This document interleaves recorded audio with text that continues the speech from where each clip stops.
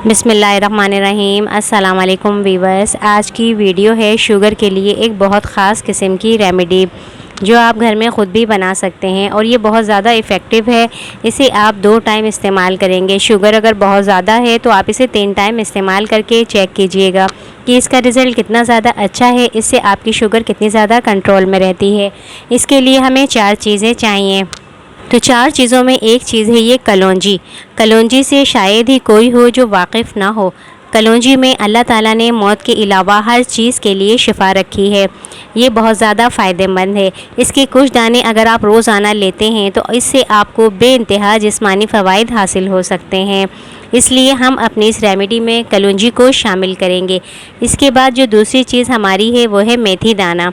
दूसरा जो है मेथी दाना, ये भी आप इससे वाकिफ़ होंगे, घर में हम खानों में इसे इस्तेमाल करते हैं। मेथी दाना बहुत ज़्यादा फ़ाइबर रखता है और ये शुगर में इसका पानी पिलाया जाता है शुगर के मरीज़ों को, और इसका पाउडर भी इस्तेमाल कराया जाता है। ये शुगर को कम करने की भी सलाहियत रखता है, इसलिए हम मेथी दाने का भी इस्तेमाल करेंगे। इसके साथ ही तीसरी चीज़ जो हमारी रेमेडी में होगी कलौंजी और मेथी दाने के साथ साथ, वो होगी काली ज़ीरी। जी हाँ, काली ज़ीरी ज़ीरा ही की तरह है, लेकिन काली ज़ीरी बेइंतहा कड़वा किस्म का ज़ीरी होती है जिसे ज़ीरी कहा जाता है। ये आपको आम ज़ीरा आप इसको ना समझें, ये आपको सिर्फ पंसारी के पास ही मिलेगा। जिसे आप काली ज़ीरी कहेंगे तो वो आपको दे देंगे। ये बेइंतहा कड़वा होता है। अगर आप इसके कुछ दाने उठाकर मुंह में डालकर चबाएं तो आपका मुंह बेइंतहा कड़वा हो जाता है। इसलिए शुगर की रेमेडीज़ में काली ज़ीरी का इस्तेमाल किया जाता है। आप पंसारी से कहें कि वो आपको काली ज़ीरी दे दें। वो इस तरह की काले रंग की होगी। ये देखें, ये छोटी छोटी सी लंबी लंबी सी होती है। ज़ीरे ही की किस्म है, लेकिन ये बेइंतहा कड़वी होती है। इसे हम खानों में इस्तेमाल नहीं कर सकते हैं। ये लंबे लंबे दाने होते हैं। तो ये हो गई तीसरी चीज़ हमारी काली ज़ीरी, कलौंजी, मेथी दाना और हो गई काली ज़ीरी।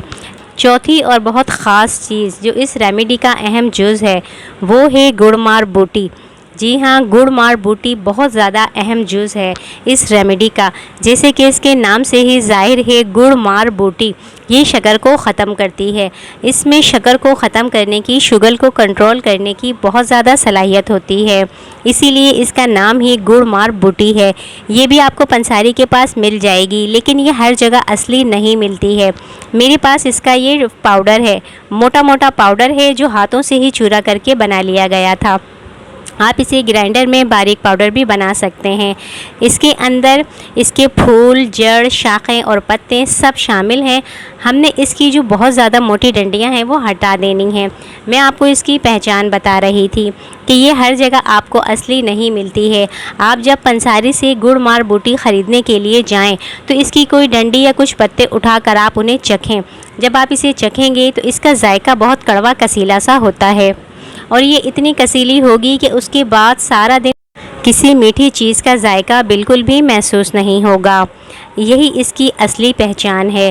तो ये गुड़मार बूटी भी आपने, अगर आपको ज़्यादा बनानी है तो 50-50 ग्राम आप तमाम चीज़ें ले लें। ये रेमेडी आप जितनी चाहें बनाकर रख सकते हैं। चारों चीज़ें हमें हम वज़न चाहिए। जिसे 20-20 ग्राम अगर काली ज़ीरी आपने ली है, मेथी दाना, कलौंजी भी 20 ग्राम ही लेनी है। तो ये आपको पंसारी के पास से आराम से मिल जाएगी। आप उसे कहें वो आपको दे देंगे। गुड़मार बूटी, मेथी दाना, कलौंजी और काली ज़ीरी ये चारों 20-20 ग्राम आपने लेनी है और इसके बाद इनका बारीक पाउडर बनाना है। आप चाहें तो पहले एक एक करके इनका पाउडर बना लें। उसके बाद अगर आपकी शुगर बहुत ज़्यादा बढ़ी हुई है तो आपने इसको तीनों टाइम खाने के बाद लेना है। और अगर थोड़ी आपको लगता है कि कुछ कंट्रोल्ड है, आप अपनी ग़िज़ा से इसे बेहतर रखते हैं, तो आप इसे सिर्फ 2 टाइम लें। और अहम बात यह है कि शुगर एक ग़िज़ाई बीमारी है। इसे ग़िज़ा के ज़रिए ही कंट्रोल किया जा सकता है।